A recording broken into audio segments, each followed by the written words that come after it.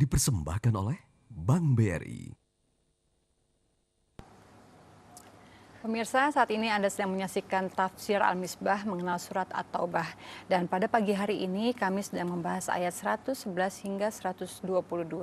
Pak Kurai sudah menjelaskan bahwa Allah menyuruh kita berbisnis dengannya. Bahkan ganjarannya adalah surga. Apa yang dimaksud dengan bisnis oleh Allah? Silakan Pak Urayana, Pak. Oke, jadi kita lanjutkan berbisnis dengan Allah. Kita melakukan suatu kegiatan dengan harapan memperoleh ganjaran dari Allah. Nah, karena itu saya ingin garis bawahi begini. Ada biasa orang yang berkata, Pak Kures, kita salat itu ingin sorga. Apa itu pamrih atau tidak? Kita diizinkan oleh Tuhan berbisnis. Itu bukan pamrih.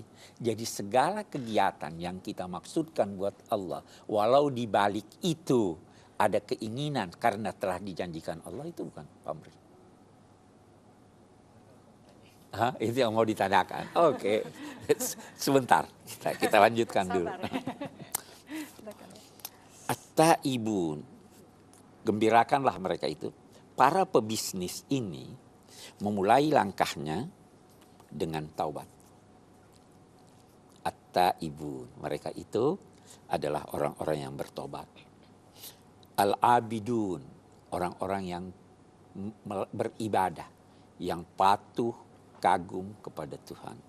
Al-hamidun, orang-orang yang memuji Tuhan.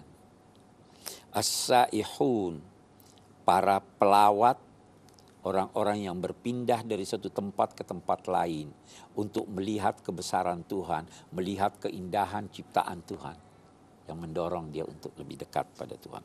Ar-raki'un, orang-orang yang ruku, orang-orang yang sujud, orang-orang yang memerintahkan untuk melakukan apa yang dinilai baik dalam budaya masyarakatnya yang sejalan dengan nilai-nilai Tuhan.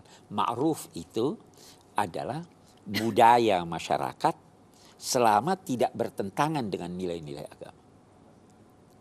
Mungkar itu lawannya, budaya yang bertentangan dengan nilai-nilai masyarakat. Wannahuna wal hafizuna li hududillah, dan yang memelihara batas-batas yang ditetapkan Allah. Gembirakanlah orang-orang yang beriman. Saya ingin berkata begini sekarang. Sifat-sifat mereka yang berjual beli ini banyak, tetapi aspeknya bisa bermacam-macam. Saya orang-orang yang beribadah, ibadah itu bermacam-macam. Nah, dalam konteks bisnis dengan Allah, Allah mensyaratkan sesuatu.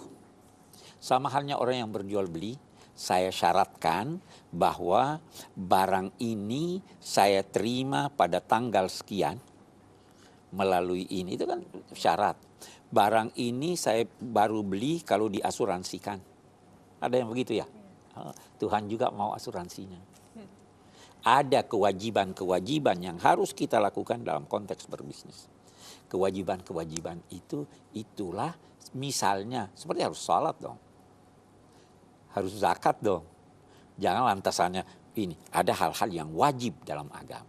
Baru Anda harus percaya bahwa ada hari kemudian. Anda harus percaya bahwa ada ini. Itu kita dalam konteks. Alhamidun, yang memuji Allah. Memuji Allah bisa bermacam-macam. Pujian itu yang sesuatu yang harus dipuji, sesuatu yang dipuji itu adalah perbuatan yang baik yang dilakukan dengan sadar tanpa terpaksa. Itu dipuji. Kalau seorang anak saya suruh sholat, tapi saya paksa dia, tidak dipuji karena dia terpaksa.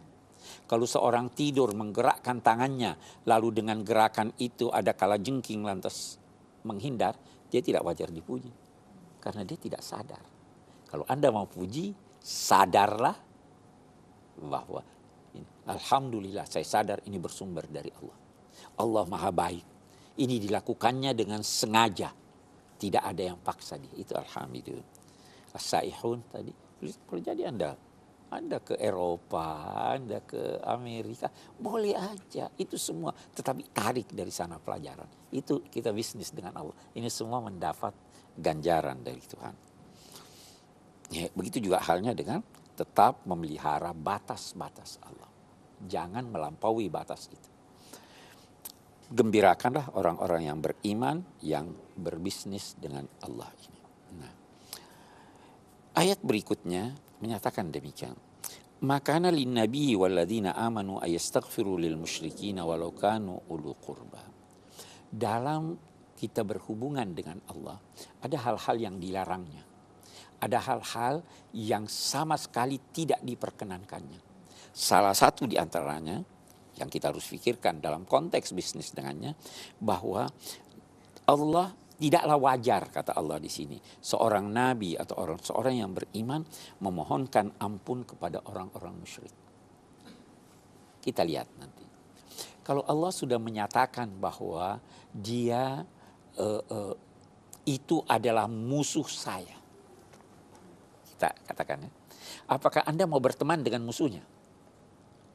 Tidak. Allah sudah menyatakan semua saya ampuni kecuali yang musyrik. Kalau dia musyrik tapi dia belum mati, masih mungkin berbalik menjadi muslim, boleh doakan dia. Tapi kalau musyrik sudah mati, jangan lagi doakan dia. Maka nalin nabi walladzina amanu ayastaghfiru lil musyrikin walau kanu ulu qurba, walaupun mereka itu yang musyrik itu adalah kerabatnya yang dekat, walaupun ayahnya, walaupun ibunya. Setelah menjadi jelas buat mereka bahwa mereka itu wajar mendapat siksa neraka. Apa maknanya itu? Orang yang mati dalam kemusyrikan itu tidak diampuni Allah. Jadi kalau orang masih bergelimang dosa, selama dia mengucapkan 2 kalimat syahadah, doakan dia. Boleh didoakan. Ya Allah, ampuni dia. Itu dulu penjahat. Itu dulu banyak orang dia bunuh. Itu dulu dia koruptor. Itu dulu dia ini. Ya Allah, ampuni dia. Kamu tidak butuh menyiksa dia. Betul. Tapi kalau musuhnya, jangan. Gitu kan? Dulu, ya saya ingin berhenti di sini. Ini problemnya. Banyak yang bertanya pada saya, Pak Kures, saya ini muslim, ayah saya musyrik, saya rasanya nggak enak tidak doakan dia. Wajar ya? Oke. Ada jalan keluarnya. Begini, jangan berdoa, tetapi mengadu pada Tuhan. Mengadu seperti apa Pak? Nanti kita lanjutkan kembali. Kita lanjutkan. Pemirsa, tetaplah bersama kami. Kami akan segera kembali lagi setelah yang satu ini di Tafsir Al-Misbah. Tuhan, kalau kamu siksa orang tuaku itu wajar. Tetapi kalau kamu mengampuni, itu juga wajar karena memang Engkau Maha Pengampun. Saya serahkan ini